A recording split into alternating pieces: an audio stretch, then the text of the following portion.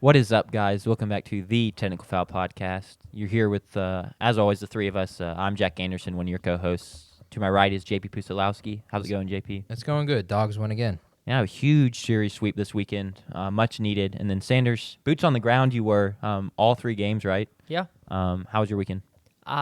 Great. I feel tan and tired. That's fair. Running on not enough. Also, does this sound loud? No, not really. Okay. I don't know. I think your ears are sensitive for some reason. I think that I am just very tired. Played Engelball yesterday morning, so I was up at 8, ran 3 miles for Engelball. Only 3? It was like 3 point. I don't know. Sure. It was ran 3 I'm just giving miles. you a hard time. Ran 3 miles with a pulled back, and what else was wrong with me? I don't know. Supposed pulled back. No, dude. I literally spent 45 minutes last night with a massage thing just in my back, and it did not help. It still hurts. Sorry. No, all good. So played Engelball, finished Engelball at 11, was at work at 11:30, and then worked from 11:30 until the game ended at like 10:30. Got home, hung out with Andrew because he was in town for the weekend for baseball. We were up till 1 watching YouTube, just sports highlights. We watched some Lob City. Fun. Yep. We watched a compilation of the greatest sporting moments of the decade, and you want to know what was on that montage? What? The Georgia Tech Florida State block field goal. Wow. But I'm apparently it telling- didn't happen. What was it? A 2-hour-long? No, it was like 15, 20 minutes. It may have been. That's one of the greatest moments. We may have of watched the sports 40-minute one. in the decade. 40 minutes. I'm not sure if it's a top 15-minute moment, but top 40 I think is fair. Yeah. So we watched that. We were up till 1. Got up this morning at 8 to be at work, and then spent the afternoon in the sun. So I'm sleepy. I'm tan. We're great. I bet my farmer's tan is cooking right now because I have to wear polos for work. I mean, obviously. Nah, I mean, you don't have to. Yeah, I'll just go shirtless to work on the tan. Get ready. Yeah. Summer's almost here. I mean, I graduate in like soon. What is your graduation date? I have no idea. You'll figure that one out when you need to. Yeah, I don't need to know yet. If I No. needed to know, it's in the teens. So you got At some least time. 6 days. At least 6 days. And up to 15 days. But Sure. I doubt it's towards the tail end of that. I but also doubt that. you never know. Short show today. It's just, we're going to have multiple shows, which I'll get into in a second. Basically, this show is going to be like an MSU special. We're going to do our weekly MSU sports update, and then talk about the coaching search post Chris Lemonis firing. For the second time. In case you don't follow us on socials, if you do, you will have noticed we sent out a tweet basically saying we recorded, as always, on Wednesday and didn't have audio or didn't have good audio for the show due to some technical difficulties. And so we just had to scrap the We show. can call it what it is. I didn't plug my computer in to the audio soundboard. So we had great video, and we could all hear each other through the soundboard, but they didn't connect. Yeah, it didn't go to the computer. Yep. So we just had to scrap the show. We're going to have a caller on to talk about candidates in a minute, and this is basically a redo of the conversation. We've done this all already, but we felt like we scrapped the rest of the show, but we felt like this was important enough True. to redo and get it back out to y'all. So this is kind of a separate show, and then we'll have another show coming out. We'll film it later tonight, and then it'll come out tomorrow. Yep. That's kind of more of our normal stuff. It'll be more NBA playoff stuff and such. I think it's basically going to be only NBA playoffs. Yeah, probably. I don't really know what else. I feel like we do everything not NBA playoffs in this show, and then the next show we just spend 2 hours talking about the NBA playoffs. Probably won't be quite 2 hours, but you never know. Yeah, never know. Yeah, all right, JP, you want to kick us off with the MSU recap? Yeah, absolutely. Softball, we went 2-1. We unfortunately lost to the school up north for the first time since 2019. Crazy. I don't know. I saw there was some graphic when I was watching the broadcast. That's That's the first time we've lost a the game. first time we've lost a game to the school up north Wow. since 2019. Now this is a good Ole Miss team. This Yeah, season. they were top 20. They were ranked 19th, I believe, and we were 16th or 18th. Yes, so we were correct. both right there. And yeah, so we won 2, and then we lost the third game of that series. Yeah. Great series. There was a walk-off in that series. There was. Walk-off tank Friday night? From who was it? I can't remember who it was. I can't remember her name. But yeah, it's been an awesome season. I don't know that we're going to get any more home games, unfortunately. I think right now that hinges on some other softball games around the country, and then also how we do in the SEC tournament. We're right on the verge of hosting a regional. But regardless of whether or not we host, it's been an awesome season, and the seniors just off the top of my head, Jesse Blaine, a catcher, Sierra Sacco, our center fielder, and then Raylan Chafin, our pitcher. I think we have another one. I don't know her name, unfortunately, so sorry. But those three, 2 of those were drafted. We were one of 2 schools. Now that need to be on the set. Yeah, he doesn't want his wallet on the set. Get that out of here. Oh, I see. One of 2 schools with 2 players drafted into the softball, unlimited athletes unlimited softball, professional softball. So one of 2 schools with 2 players drafted. It's really cool. I got to see them get drafted, kind of. Basically, the way softball works, and it's kind of odd, is like when a player they do the draft behind closed doors and did it 2 weeks ago. And then they haven't told anyone. You don't know if you got drafted. You don't know if, and then you also don't know where you got drafted. But you get the golden ticket. Yeah. And so basically over the last 2 weeks, they've been like going or traveling around the country to players who got drafted and like giving them the golden ticket. Which means is like, hey, you got drafted. You still don't know where you're going or what place you got drafted, like overall. But I got to video. They did the reveal for our 2 players, Sierra Sacco and Raylan Chafin, Tuesday night at the Mississippi State baseball game. They did it in like in between innings, and so I got to record it. It was very cool. There were a lot of tears. It was awesome. So That's cool. congrats to both of them. They're Yeah. the 8th seed in the SEC tournament, I believe. Correct. Yeah, They'll play finished LSU. above 500 in the SEC for the first time under Ricketts, maybe. I think you're right. But Because yeah, finishing they'll, above 500 in the SEC in softball is hard. and so, even Sure. especially this year with Oklahoma and Texas being in yep. the conference now. Yeah, they play LSU, and then they will play the Sooners if they were to beat LSU. Yep. Men's tennis, they hosted this weekend. Hosted the first 2 rounds of the NCAA tournament. Mm-hmm. And how did that go, Sanders? They won 4-0 and I believe 4-0. I don't remember who they Awesome. played in the first round. But in the second round, we beat Michigan State for the title of the true MSU. Not in basketball, but at least in tennis, we are the real MSU.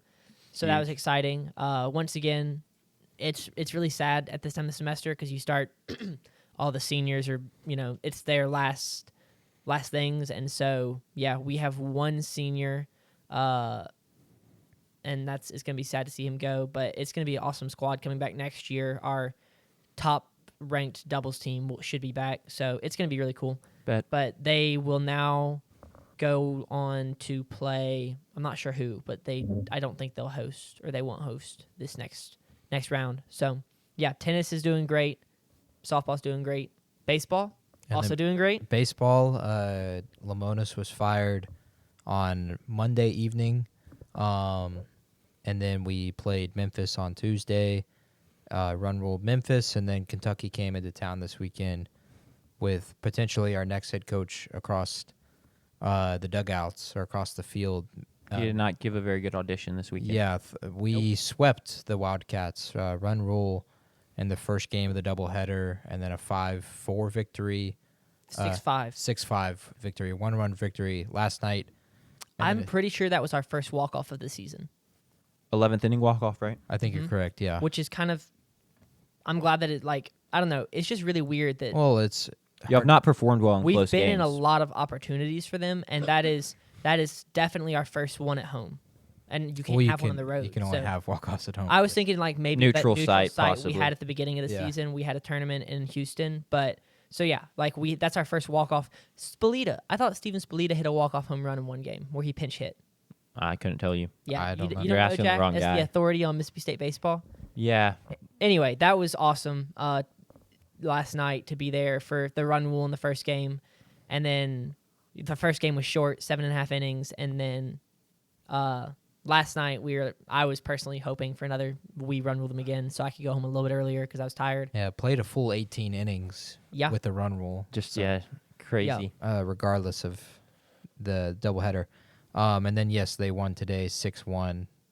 Bulldogs are 4-0 under Chris Parker. Nope. 0. Nope. Justin Parker. Justin Parker, I Chris, apologize. yeah, you got Chris Lamonis mixed up in there. Yeah. You good. It happens. It did, the mixed. Yeah, so no overreactions are being made right now by anybody in the fan base. I do want to say what I thought was going to be true was true. The turnout was amazing this weekend. Yeah. It was the largest full weekend crowd in college baseball this season. Super Bowl Bulldog weekend Yeah. as well.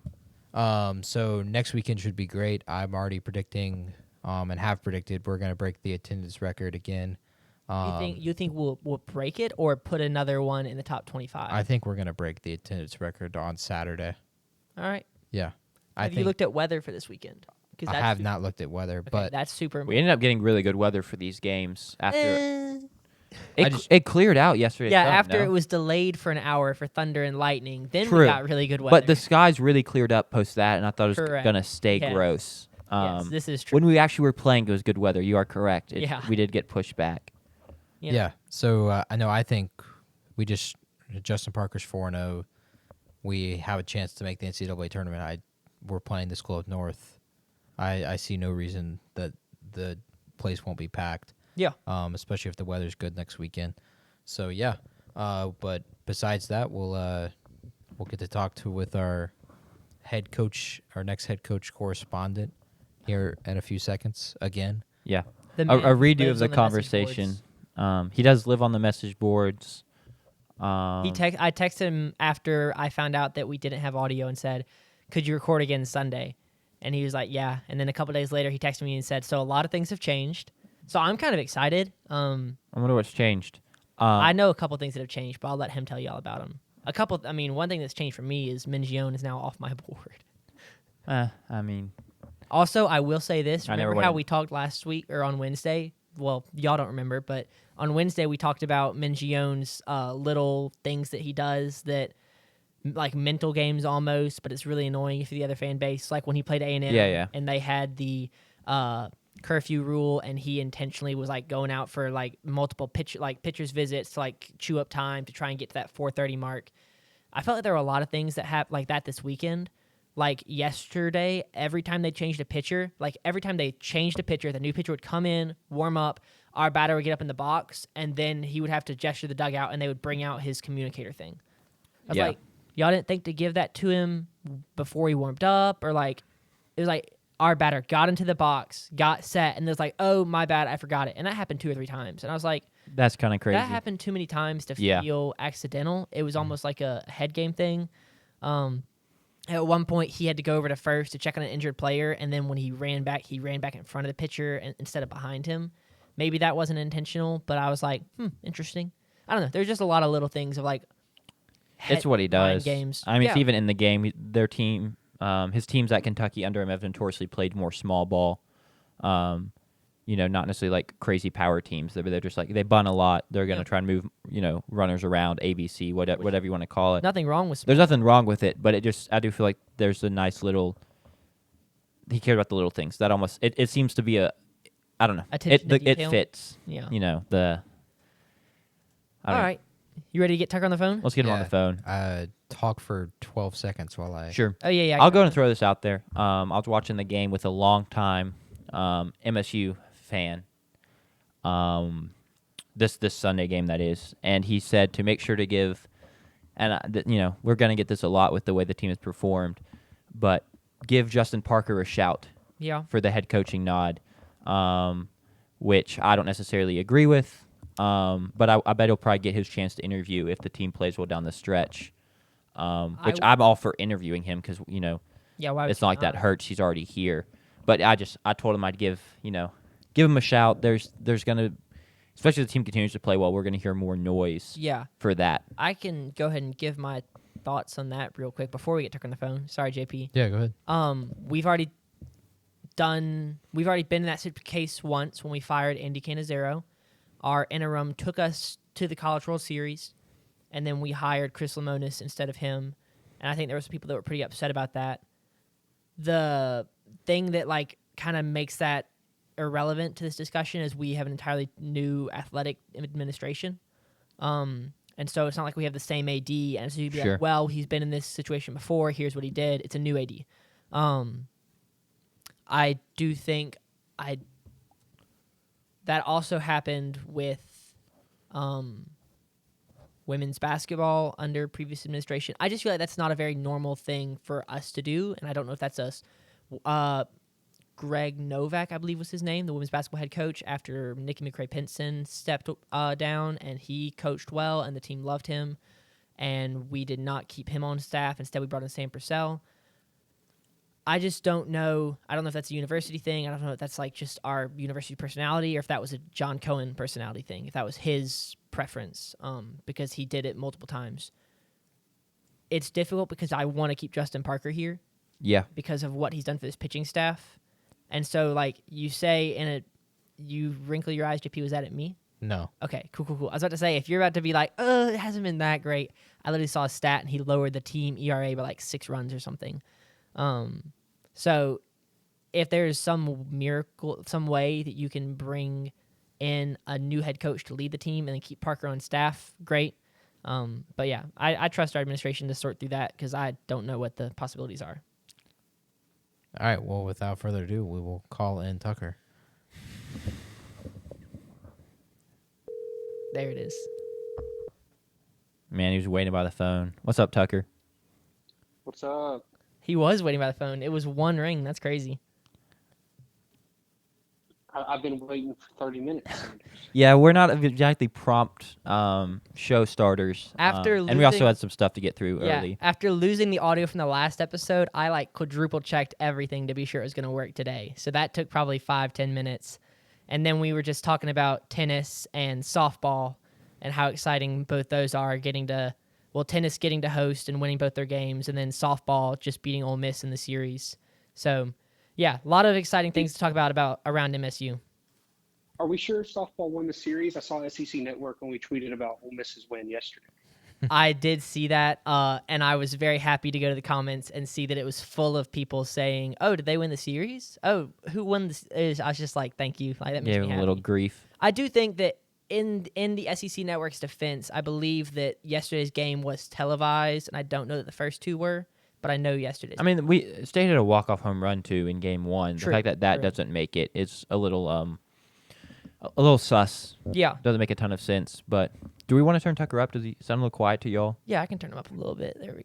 You want to talk to us now, Tucker? Let's see how you sound. All right, that's sounding. I've There been we watching that Michael O'Brien catch for 30 minutes. It's a Oh my amazing God. catch. I've been wasting my time. I missed it live because I was working, and so I like couldn't see the field, and then the crowd went crazy, and me and my coworkers like ran out from the wall we were behind and like had to watch the replay. So it was insane. We just finished. That one had me out of my chair. Yeah. We just finished talking about Justin Parker and how, the conversations around how the team is playing, him as potential head coach candidate. Also, I didn't realize our conversation on Wednesday lasted 35 minutes. So who knew? That was crazy. We had a lot to get through. We did. You got a long list. So hit us with the list. Are we trying to beat that, JP? No. We're talking about the most important program on this campus, so True. I would argue no. It does When work I said all the beat, I time. mean go longer. I think the esports program is Oh, pretty I see. important, personally. I mean, they did just win the Rocket League championship. That they did. We should have talked about that. It's not a national championship. It was. It was a national. Now, it wasn't an championship. NCAA championship, but No. it was a national We have a championship. lot of not NCAA championships. Whenever you're ready, Tucker. Yeah, Tucker. Let's. I know about some of the changes from Wednesday, and so some of this will be new to the guys over here. But you just walk us through the list like it's the first time we've heard it. All right, sounds good. So I guess I don't have him on the list, but since y'all were talking about Justin Parker, all I'll really say about Justin Parker is for him to have a real shot at this job, I think he needs to get to like the College World Series, and to be safe, he should probably just go ahead and win it.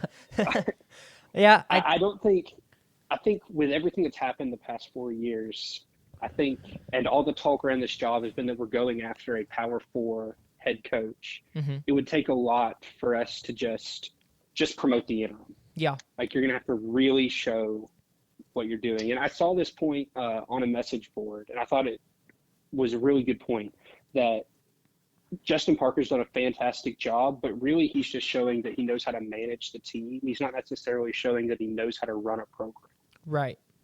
which I think is a really big part of this next coaching hire. Is that if you watch 2021, I don't know if anyone has ever managed a team as well as Chris Lamonis did in 21. But since then, when it came to be his program with his guys, that's when it all fell apart. Yeah. Yeah, and I kind of talked about like some of the history of and this is about to be, I'm reiterating it for you just really quick. The history of like Mississippi State when it comes to promoting interims, and we don't have the best track record. Mississippi State baseball, we didn't promote the interim after we fired Canizero and instead brought in Lamonis. We did not promote the interim after Nikki McRae-Pinson left women's basketball and instead brought in Sam Purcell. I don't know if you want to call, I guess Zimmerman wasn't an interim, but we did bring him in, promote from within. So I just feel like that'd be the only example I can think of where we've done that. And then you have Arnett, but that's an outlier with the passing of Leach. So I don't particularly see it happening. And I don't know that it would be best for the university. In an ideal world, we get to keep Parker and whoever we bring in. But talk us through some of the guys that don't have to win it for us to consider them. All right. So I'll start at the bottom like we did last time. And this is a shorter list. There have been, in the past few days, there have been a lot of guys that I think I kind of mentioned because I was like, well, you got to at least talk to them. Mm-hmm. I don't think we'll even get to the point where you have to talk to some of those guys. Like I know I brought up at least one G5 coach. He's gone from the list. And a couple other guys that it just seems like we're shooting higher and have gotten interest from higher names. Makes sense. Than I really thought we would. So starting at the bottom, I still have Josh Elander on there. For those that don't know, he's the assistant head coach at Tennessee. He's in charge of their hitting and recruiting. Mm-hmm. I would say generally considered to be the best assistant coach in college baseball. He's followed Tony Vitello from TCU to Arkansas, been with him the whole time at Tennessee, and has been a huge part of that program becoming, like, let's be honest, right now they're the best program in the country. Yeah. And he's been a huge part to that rise. And so, Tony Vitello is not going to be the next head coach at Mississippi State, but if you can't hire Tony Vitello, you might say that the next best thing would be Josh Elander. And I think there's been enough smoke around him now that I think Selman is at least going to talk to him. And then, if he blows you out of the water in an interview, then we kind of go from there. Yeah. I'd still say we're shooting for Power 4 head coaches, but hiring the best assistant coach in the country would not be a bad fail-safe option. Yeah. And, I mean, the goal, not the goal, the reality is that everyone gets their first head coaching job somewhere. And so if you can find a special guy, there's no reason to not be his first head coaching job before someone else gives him that opportunity. Absolutely. If you feel no doubt that he's going to be the next big thing, I'm fine with you making that hire, but you better be sure that he's the next thing with some of the other names that we're going to talk about. Mm-hmm. Sure. So after him, I still have Chris Pollard of Duke on here. The head coach. Yes, the head coach at Duke. So he's been Duke's coach for either 12 or 13 years. He's been there for a while. He's been to 3 super regionals in his time there. All of them are in the past 7 years. He does have a master's degree from State, so there is that Mississippi State connection. Mm-hmm. And to me, that would just make it, he knows what Mississippi State baseball is. If you have, spent enough time around Starkville to get a degree from here. And I know there's been a lot of talk around the college baseball world of like, oh, is Mississippi State, that good of a job because they've had a lot of ups and downs in our history. I would point to this weekend to say how good of a job that is. Yeah. But anyone that's been around it is going to know how good of a job it is. And Chris Pollard's kind of like that. I think Chris Pollard probably doesn't have the ceiling that a lot of the other guys we're going to talk about has, but he's just a safe hire. He's going to be good regardless. And I think Mississippi State is the kind of job that if you can just get someone that is good, then the resources that Mississippi State puts into baseball are going to elevate it and create that seat. Yeah. Jack can probably speak more on this, but I feel like Texas A&M is like that in football, where I personally wouldn't say that Mike Elko is like a top 5 coach in the country, but you're confident in Mike Elko is going to do a good job, and then Texas A&M has so many resources that's going to create the ability for them to go and make the playoff and win a national championship in the future. I think it's very fair to say. When we hired him, I did like the hire because, he has connections to the area. But it clearly was like there's no elite head coach that we can lure away currently. So we're just going to take the next best thing. And I was very happy with that at the time. But, yeah, I don't think I see any Aggies. At the time? Are you still happy with it? Yeah. Okay. I'm said happy with it. Well, I was about to say, I do think there's some. No, I don't think you'll hear any Aggies say he's a top 5 head coach, and you're already gonna see some Aggies that are like, we gotta get rid of him because he went 8-4 year one, and we have a little bit of delusion in the fan base. Wait, he went 8-4 year one. 8-5. I mean, we lost the bowl game. I feel. It's just because we started 6-1 or 7-1 And you're what it was, a game and away then from faded. the SEC. Oh, I forgot you Yeah. were a game away from the SEC Yeah. You championship. lose it at home to Texas. But realistically, we just had a very front-loaded schedule, Yeah. and made it away with it. But I think that's a good comparison. So. Yeah, that's fair. Another Duke guy That's too. exactly what I was about to say. Another Duke guy. Oh yeah, I didn't even think about that. You're right.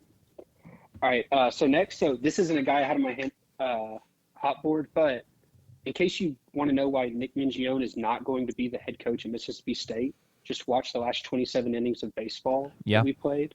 Mm-hmm. Outplayed thoroughly. Right, and I think there's a lot of the antics in the dugout thing. There's the you just got swept by our interim coach thing. Yep. And there's the buyout thing. Yeah. And all of that together is like, it's just not worth it. You said on entertain Wednesday he them. has a pretty large buyout. The number there's been a lot of numbers thrown around. The smallest is 3 million. The highest I've heard is 8 million. But Okay. to me, anywhere in that range is too much for whatever I just watched this weekend. Especially too much Yeah. for a guy that's finished above 500 in the SEC once in the past several years. I mean, last season was his successful season. Well, see, I was told that, Mark Stoops was a great hire because while he didn't have great success at Kentucky, it's Kentucky, and so you have to take that into account. And if you let him get to a bigger program, he would flourish there. So, and therefore, Mark Stoops is a better hire than Mike Elko. I'd say that Mark Stoops had a much longer track record. Oh, no, than, I agree. Nick Mingione has. But Yeah. we don't have to talk about the A&M coaching search. I agree. There is no search currently, so. That's a good point. Yeah. Give it time. Whoa, okay. Once we beat y'all in College Station next year. That's not. I don't think that happens. No, that's not gonna happen. I'm sorry. I'm just. I'll buzz my head. You said, wait, what did you say it last time? I said y'all could pick my haircut, and we beat y'all by 41. Yeah. All right. I've never won. Nothing though. Y'all were up 7-0, so That y'all was can electric. y'all can Watching hold on from to the that moment. nosebleeds. Okay. So you said Mingione is not on your list, but you wanted to address him as being officially very off the list, right? Correct. I feel confident in saying Nick Mingione will not be the next Mississippi State baseball coach. Yeah. So moving on to one that is kind of similar to Nick Mingione, I have Butch Thompson on here from Auburn. I did not have him last time. So there's been several reports that there's mutual interest between State and Butch Thompson, which doesn't necessarily mean that they're like interviewing and that he's going to be the hire or anything. It just means that, Mississippi State had enough interest to call and he had enough interest to pick up the phone, or his agent had enough interest to pick up the phone. Yeah. Which I don't know that so- there are a lot of agents that wouldn't be interested in the state baseball job. Exactly. It's definitely one of those that you at least pick up the phone and talk to. Mm-hmm. Sure. So a little bit about Butch Thompson. He was a longtime assistant coach for John Cohen at Mississippi State. So a little bit older than us fans are going to know a lot about Butch Thompson and the work he did here in the early 2010s kind of range. He started at Auburn in 2016, I believe is his first season. Okay. So he's been the head coach for 10 years. He's gone to Omaha twice at Auburn, and he's had a lot of really high ups. He's hosted there. Like I said, gone to the College World Series twice. He's also finished dead last multiple times in the SEC, including last year. So there's a roller coaster there. Mm-hmm. I believe he has a son who works for Mississippi State, and there's definitely going to be a section of people that, because Butch Thompson is from Mississippi, because he's coached at Mississippi State, because his son works at Mississippi State, want him to be the hire. Yeah. I don't know if that has as much pull with Zach Selman because he doesn't have a long history at Mississippi State, but I feel that we're at least going to talk to Butch Thompson. Right. And see where that goes. Yeah, that'd be interesting. Like you said, that floor, I mean, it's a high ceiling. Like you said, he's been to Omaha twice. We beat him there once. In 2018, 2018 or I think it's 2018. 19. 2019. We beat them in the 9th inning because their third baseman didn't tag. Do you remember that game? No, I do remember that game. You I don't watched the remember it, replays a JP? lot. no, I don't remember it. Oh yeah, I do.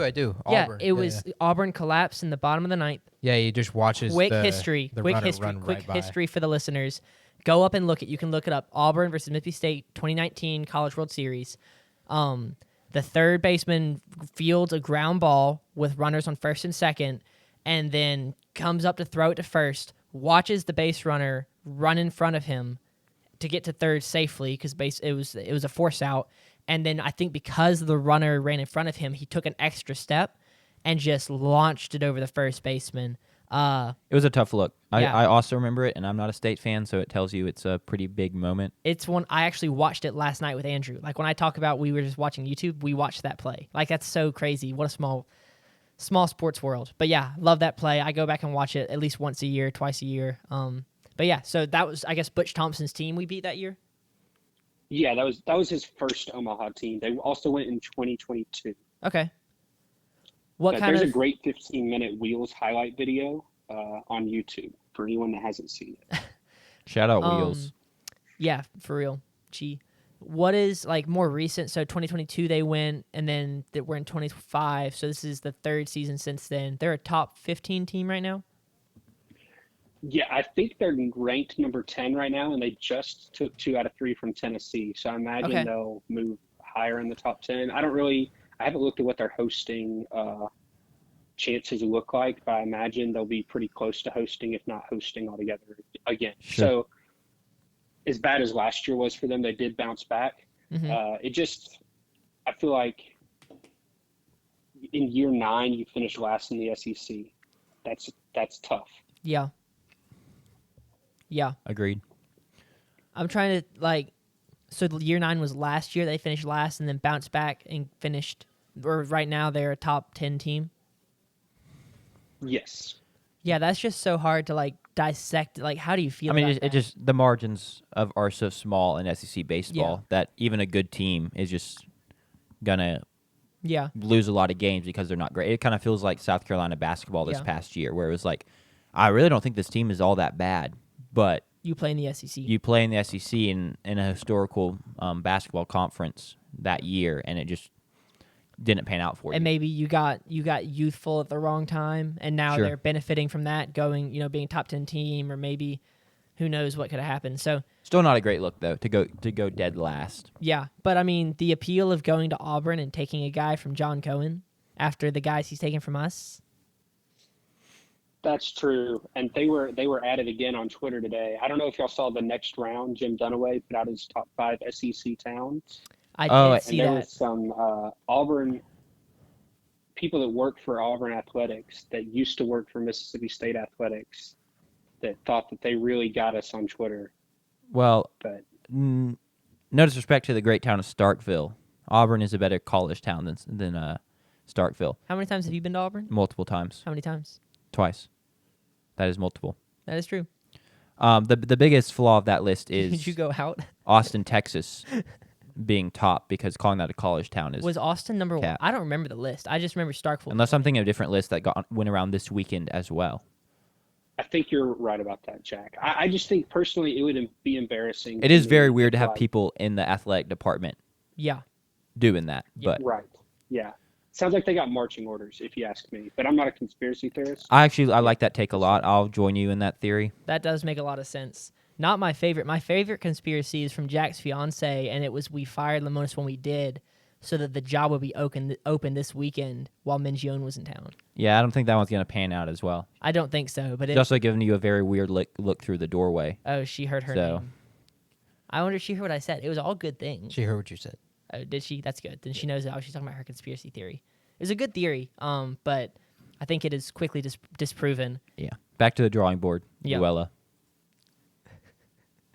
All right, so that was Butch Thompson. Who else you got on the list? Yes. All right. So we got 2 more. So I think I did a little bit of tiers last time. I won't do that as much this time. But there is a noticeable gap for me between everyone that we've talked about and the last 2 names on this list. And I have a preference between these last 2 guys, but from how I've seen it talked about, I don't think that Zach Selman necessarily has a preference. Okay. But also, this job has been open for 6 days.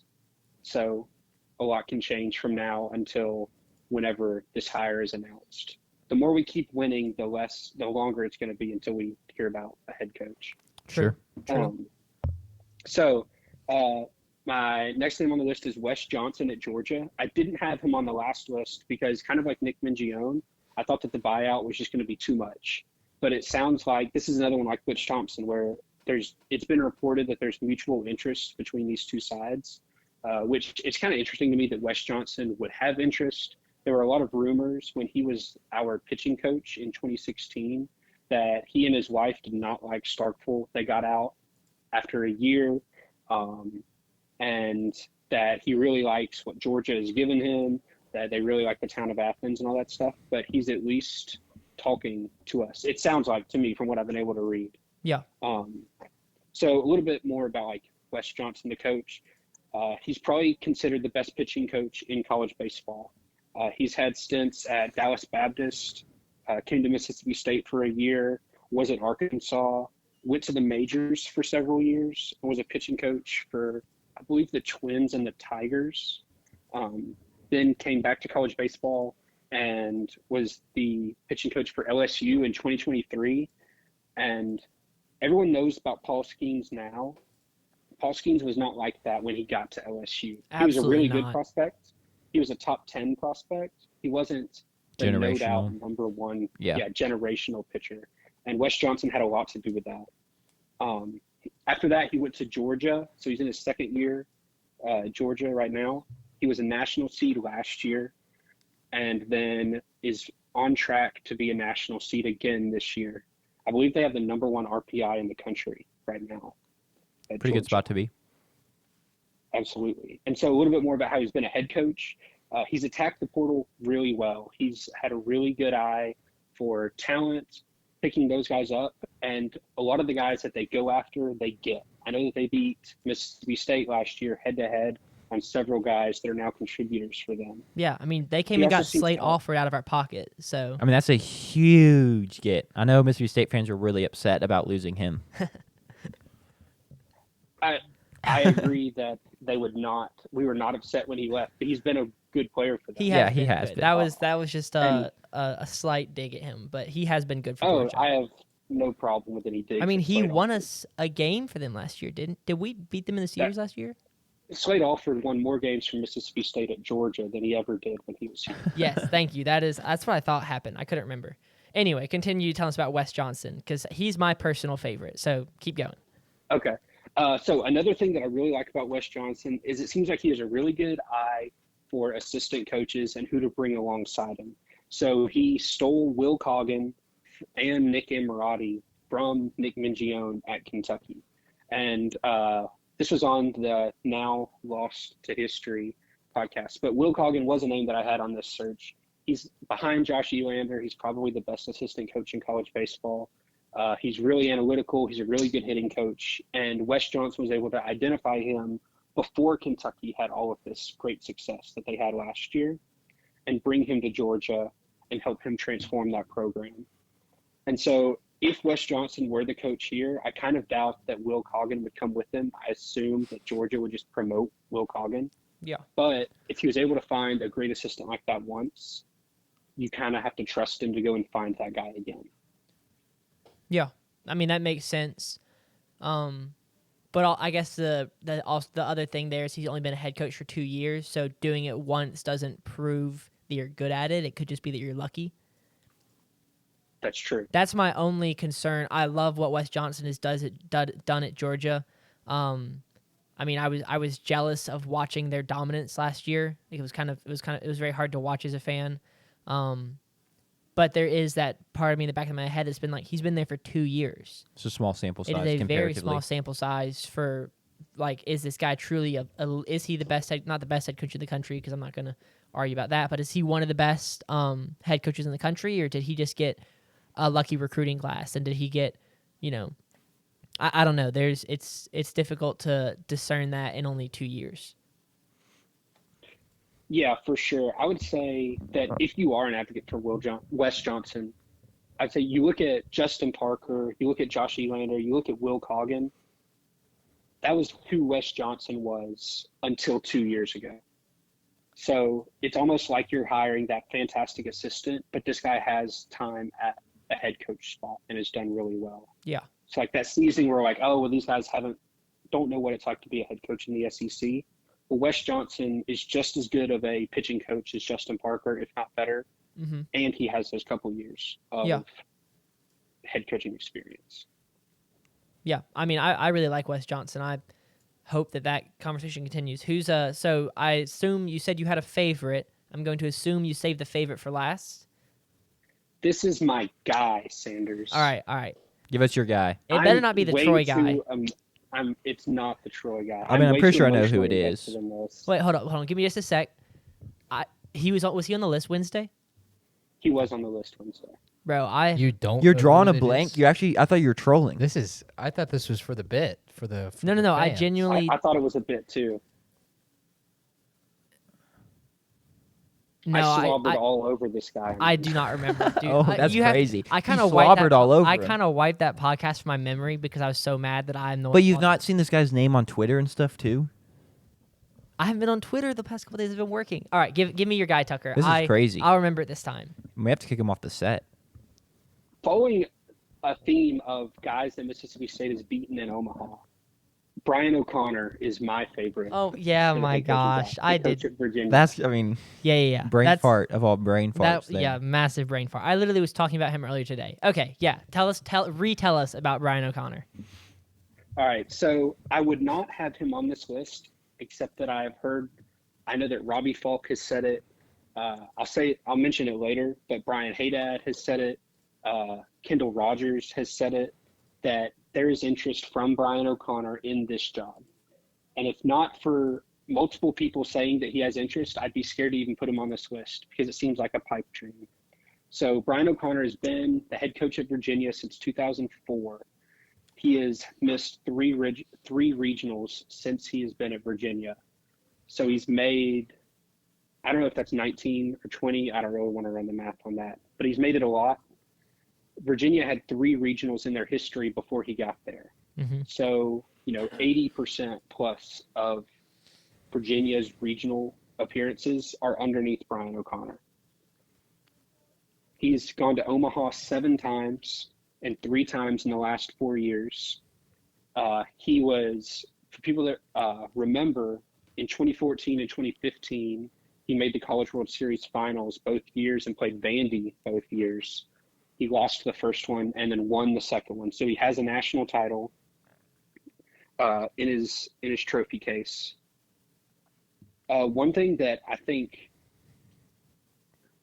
well, actually, I'll stop there as far as accomplishments, and we can talk about that. And then I'll talk a little bit more about why I think he's interested right now in a second. Cool. Okay. I mean, that is a very accomplished head coach. Are there any current head coaches that have 2 championships? Vandy's guy has to have 2. Corbin has 2? 14 and 19. Okay.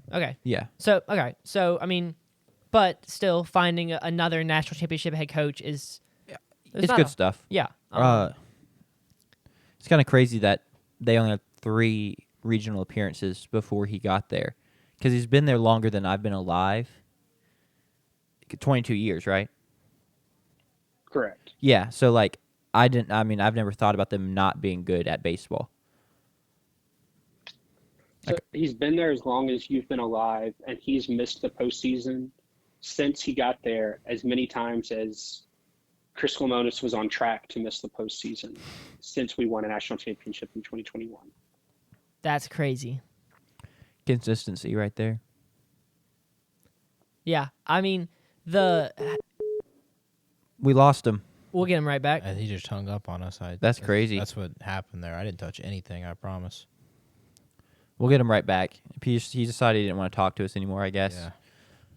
Yeah. We are still recording. We're still getting audio. Very excited. I've been watching this thing Like a hawk. like a hawk, dude. I'm like, I am not losing another audio. Sure. I'm not losing another recording. Yeah, I mean, I would like that hire a lot. What if his phone just died? That'd be kind of funny. That's completely possible. We're going to find out what happened for sure. There we go. Calling him back. I'll hold my thoughts till he gets back. Hey, my bad, guys. I accidentally hit No, end you call. good? We that's what we figured happened. Yeah, given that JP had not touched his phone. But Yeah, I welcome tried to back. swipe up and I just hit end call. Tough. It happens. You were about to talk about. I was gonna say. I mean, I like the hire. He's been very consistent. He's won at a program where, like we said, they don't normally win.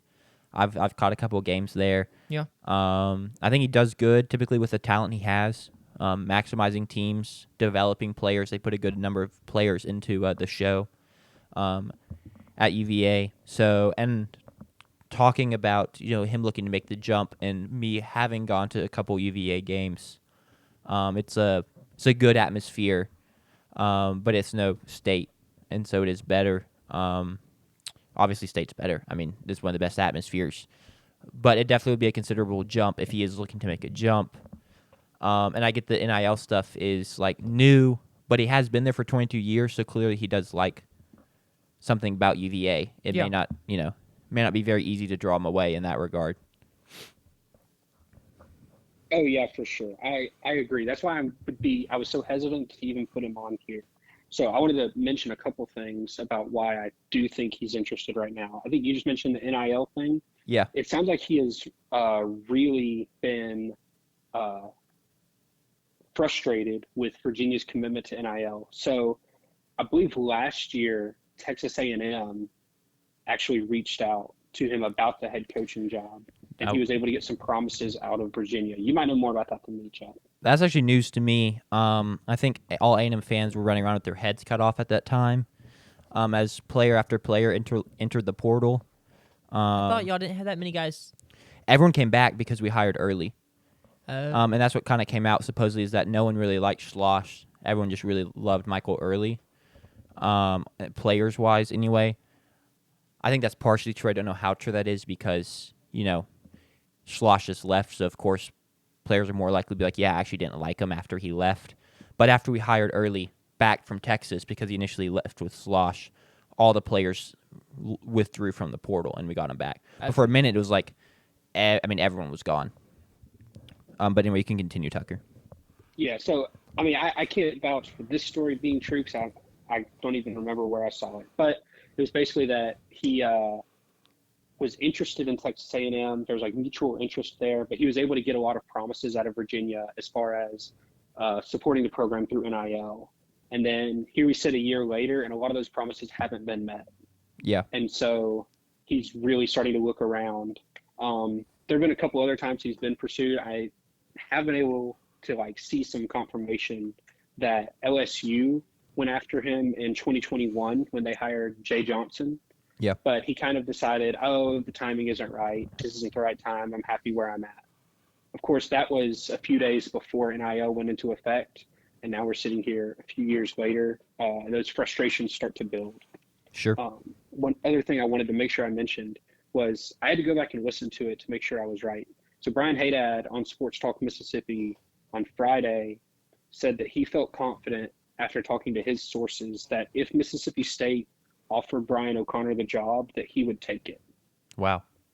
that's crazy. Which to me makes me like say, why haven't I seen a graphic yet? But, Sure.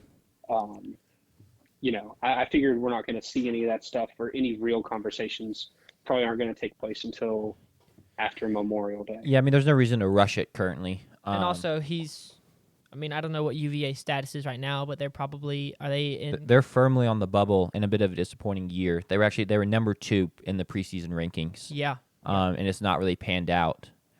They've shown some flashes. They've had some really good series, but they've lacked consistency. But they're still very firmly in the playoff picture in terms of like their season's they're not dead in the water or anything. So he very well also could just be like, I'm committed to, seeing the season through first. Right.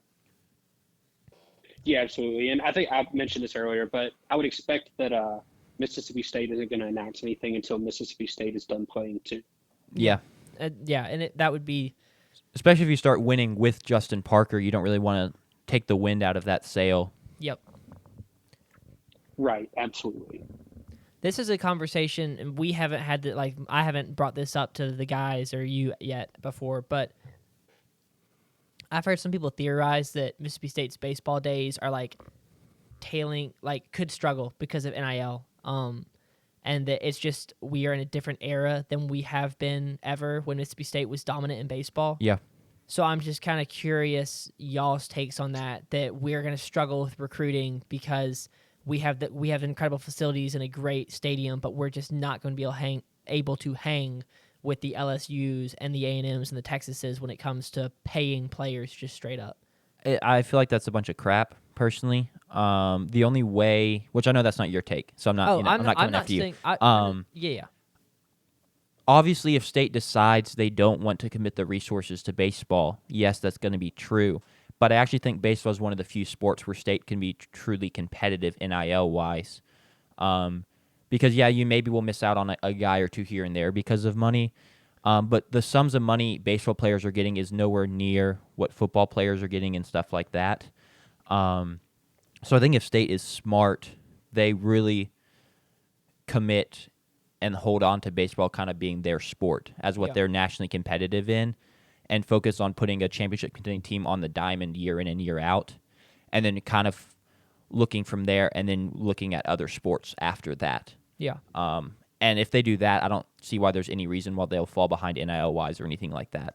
That's my take. I could be very wrong. We could look back in 5 years and be like, oh, dang, State's really that broke. But I don't think State is that broke. Yeah. Yeah, I agree with all of that. And I think part of it, too, is that people are going to look at it and say, well, Mississippi State's having to give this money to football and basketball, but so is Georgia, and so is LSU, and so is Texas A&M. Like, everyone is having to figure out how they're going to distribute all this money. Yeah. And all of the revenue share money is the same. Like, Mississippi, I don't know I haven't kept up with all the House settlement stuff necessarily, but say that the salary cap or whatever is $25 million. I think it's 20 or Mississippi 25. I thought it was 18, but it's in that range. Okay. I think it's 18 is the number I saw. Let's say that it's 18. Mississippi State isn't going to say, well, for us, we're just going to give 15. Like, they're going to give the full 18, and then just like all the other programs, there's going to be NIL on top of that. Yeah.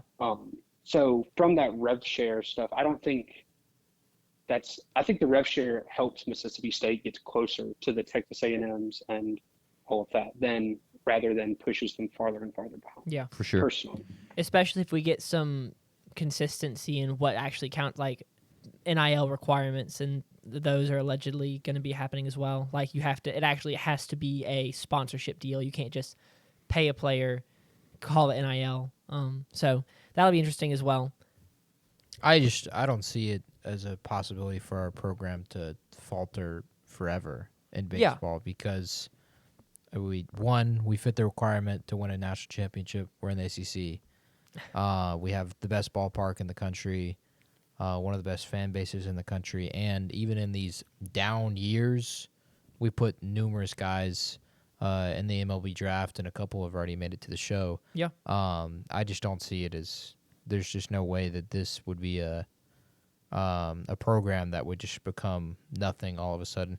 Baseball, especially college baseball, is so fluid, and it's really just a matter of, do you have two good starters, and can your hitters hit when they need to? And that can change from year to year, as we have seen already in the past 5 years with our program and many programs in ACC. So I just don't see it as a possibility. Yeah. Sounds like a lot of baloney from them. Yeah, and I think you brought up, too, you mentioned the fan base being great. It clearly is the sport the fan base is the most passionate about, and so that's where donors are going to give their money the most. All the old heads that actually have money. Yeah. It's their sport. It's what they love. And they're not going to just let it disintegrate in front of them without a fight anyway. Yeah. They're not going to let money be the reason that the program doesn't perform, in my opinion. Yeah. I mean, we talk about passionate. I believe 2 years ago, the 2023 season, we had just missed the playoffs in 22. We were going to miss them again, and I believe that year against Ole Miss, we broke the record for attendance. Correct. Yeah. So it's just the fan base is insane. Last night we were watching, and the crowd was probably half the size by the time that game ended, and they were doing the maroon and white cheer, and it was the loudest I'd heard them all season. So it's very cool to see how the fan base rallies around the players, and I don't think we've seen that over the last probably 2 years as the feelings around Lamonis have soured. Which, rightfully so. It's been hard for the players. It's been hard for the fans because they do love the program so much. You don't want to see it fail or struggle. So it's been cool to see them rally around the program immediately after the sour feelings are gone. So yeah, I don't agree with that take at all. I mean, I admit that there's like a tiny little bit of fear. Like, what if, like, because NIL and all that stuff is so unstable, like, we don't know what it's going to, we can That's true. theorize and predict how things are going to go, but everything is so unpredictable that there's a part of me that is just nervous about how everything will look in 5 years because we don't know. But yeah, I agree I'm not too concerned about it. I think that Duty Noble Field said this on Twitter, so I don't know exactly how accurate it was, but that this weekend, the 3-game attendance for Mississippi State was the largest weekend attendance in college baseball this year. I did see that as well. So adding on that, like, this fan base wants to be good at baseball. When it's right, I think when the administration, the fans, the players, the coaches are like all pushing in the same direction, you get like what we saw in 2021. You get what we saw this weekend. Yeah. That like this program kind of becomes this monster rolling down the hill. Yep. Tucker gave us his guys. Do y'all have if you had to pick one and money was not an issue and it was just you just pick the guy and put him at the lead in the NC State program, who are you picking? I mean, for State, I'm picking Brian O'Connor. I've mixed feelings there. Yeah. As I am a How casual old UVA is he? fan. Because he's 54. Okay. So he's up there, but he's actually not younger than Lamonis. Yeah, Really? He's got some life left in him. He's probably in the last third of his career, but that's a long career. So the last third is 10, yeah, 12, 15 who years. knows? But he's got some legs still. But he would be. I mean, if I was a State fan, I'd be ecstatic that he was the coach. Hearing that A&M supposedly reached out, whether that's true or not, it hurt me a little bit because that's like what could have been. I saw Yeah. you heard a little bit when he said it. It was like, dang, that would have been awesome. JP? Brian O'Connor as well. Okay. You're Wes Johnson. I still think I'm going Wes Johnson. Sure. And I don't know what it is about him, but there's just something about it. I just like feel like I would love to have him as my head coach. And maybe it's because Brian O'Connor feels like UVA's head coach, and Wes Johnson only been at Georgia for 2 years, and so it doesn't feel the same. Yeah. Wes Johnson That also. makes sense. Yeah, and I like kind of teeing off of that. I feel like Wes Johnson's kind of this newer commodity. Yeah. And like he's exciting, and Yeah. he's really made Georgia's teams exciting these past couple years, and Yeah. so it's pretty easy to fall in love with that. Yeah, and it's like, well, what if he's better than Brian O'Connor? We don't know. He could be. Sure. But it's very easy to buy into that excitement. So I got to keep that under wraps a little bit. Anything else? I really think that's it, unless Tucker has anything else he wants to add before we wrap this up. No, that's pretty much it. I'll say, we've talked about Brian O'Connor and Wes Johnson. If State ends up with either one of those, I'll go partying in the streets. I think Perfect. either one of those guys are gonna. I would confidently say that if State hires either one of those before they leave State, they'll win another national championship. Maybe that's just me with maroon-colored glasses on, but I like the it feels optimism. Like both of those guys are good enough. We have the resources, and they have enough left in the tank of their careers to get that done. Sure. I really do like the optimism. The optimism is definitely there. I'm not gonna. I will not bet on that yet, given that we had some incredible head coaches and won our first championship in 2021. But I do love the optimism, and I'm here for that. But yeah, I'm excited to see where it goes. It'll be a couple weeks before we know. So I might just be coming off the high of the Kentucky sweep too. I might not have said that on Friday. yeah, But we'll never know. I was very excited. I mean, after the game ended today, I was like bouncing off walls, talking to my coworkers. I was like, "How are you guys not like juiced right now?" Like Not baseball guys, I guess. No, I mean, I don't know. I was just also tired, so like my adrenaline was like I was running on adrenaline. So Sure. I am not cool, calm, and collected right now. I'm zooming, but yeah, Sure. very exciting stuff from this weekend. And Ole Miss, JP is on record saying that we will break the record this weekend against Ole Miss, The all-time record. the all-time record, The attendance record, yes. attendance record. For a single game, That's and going to be tough. probably for the series. Well, I mean, we did it 2 years ago, like Sanders said, in a year where we missed the playoffs, and we're going to again. And now you have Good what's point. happened in the past week. with the program and already setting the attendance record for the season this weekend. I would not be surprised if next weekend, with postseason on the line and it being the school up north, and we haven't lost a series to them in however long it's been, that if we break it Last year, we lost them last year for the first time. since last year. It That happens. means we're eager to get it back. We're eager Yeah, to yeah. get it back. Yeah, so I would not be surprised if we break the attendance record on We Saturday. did beat them 3-2, I believe, in this on the whole. Because y'all won the random. We won the regular season like neutral site in Jackson matchup, and then we won off the walk-off run in Hoover. Sure. So on the whole, we did win the season series. Good But yeah, stuff. last year, and it's easy to forget. Like I don't want to think about it. I wasn't going to say it until Tucker said it confidently, but it was last year. Yeah. That makes sense. Thanks, Tucker. Thanks I thought it was again. too funny to not say. Yeah, for sure. Sorry we made you have to redo the call. Thanks for being willing to do that. Yeah. No, all good. I'm going to go ahead and reserve my spot, guys. If we hire Brian O'Connor, may I please come back on? Exactly what I was about to Have say fun. is we would love you back on the show whenever we do make a hire, regardless of who it is. Yeah, and we'll see if we can get Brian O'Connor on the show too. For sure. Whoever the next head coach is. We can have y'all on at the same time. So if you have a question you want to ask him, I'd get that Ooh, ready. If you could, all right. Brian O'Connor is your head coach. What's the one question you want to ask him? Do you have a question? I think this is a really recent. I'm not sure the word I'm trying to find, but I would ask him a lot about what went wrong this year. Okay. Sure. Like y'all were preseason top 2. What went wrong this year so that you were fighting to get into the tournament? Yeah. With all the, like we were just talking about a few minutes ago, with all the recent changes in college athletics, I feel like any time a coach goes from winning a lot to starting to fail, that's definitely red flags. Yeah. I'm not as worried about it with O'Connor because he's made 3 College World Series in the last 4 years. But it's definitely something that I would want to know from him, what he thinks happened Fair. this year. Fair. All right. Good question. We'll see if we can make that happen. Maybe if he's not the head coach, we can be like, hey, you were on. Why did you turn us down? Yeah, that's the question. Why did you not come here? Thanks, Tucker. Enjoy the rest of your Sunday afternoon/evening, and we'll talk to you in a couple weeks probably. Yeah. All right. Sounds good, guys. Thanks for having me on. Anytime.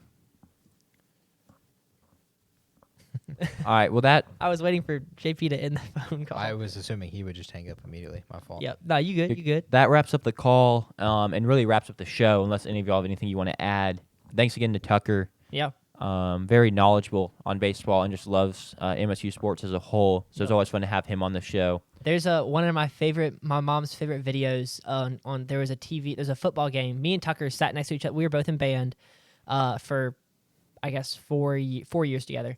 And there's a video, or my mom has a video of the two of us in the stands in band, and we're kind of standing there watching us play football. And at one point on the national TV, he's just kind of like gesturing and like pointing, and I'm like, oh yeah, okay, interesting. And we're just like dissecting the game in the middle of a bunch of band kids. Like, it just looks so goofy.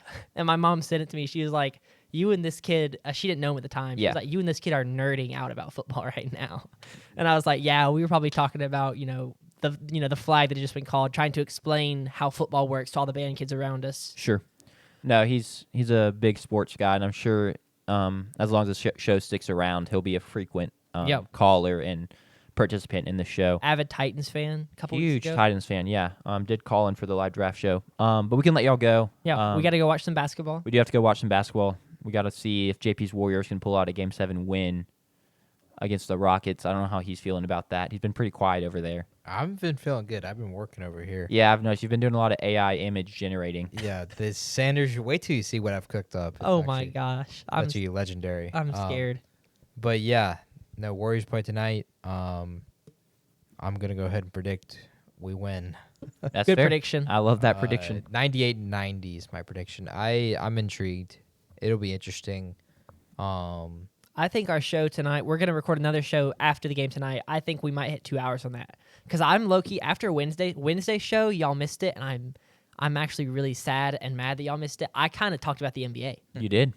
True. And We I broke kind the of ice in that regard. and I'm kind of like now I'm like let's keep. We talked about Giannis and where he's gonna do. We have to have rehash that whole We do have to conversation. rehash that. And we can talk about if we want to address like little things that all the teams that lost. What do they need? What do the Warriors need to do if they lose? What do the Rockets need to do if they lose? Not whole like team like rebuild the team, but like just little things. Yes. But I'm kind of like let's talk about the NBA some. So I think tonight's show is 2 hours. Okay. I'll take the under on that mark. Well, we have to review a week of games and then preview. No, we don't have to review every game. Not every game, but just like I think we'll breeze general. past the couple more so than we did That's last fair. show. We'll get there when we get there. I'm gonna say we're at the like 150 mark on tonight's show. So you think we get to 150 but not 2 hours? Yeah, I'm taking the under on 2 hours. All right, That was all the right. line. As always, though, thanks for tuning in. Hopefully, y'all enjoyed the show, and we will see y'all next time. See ya.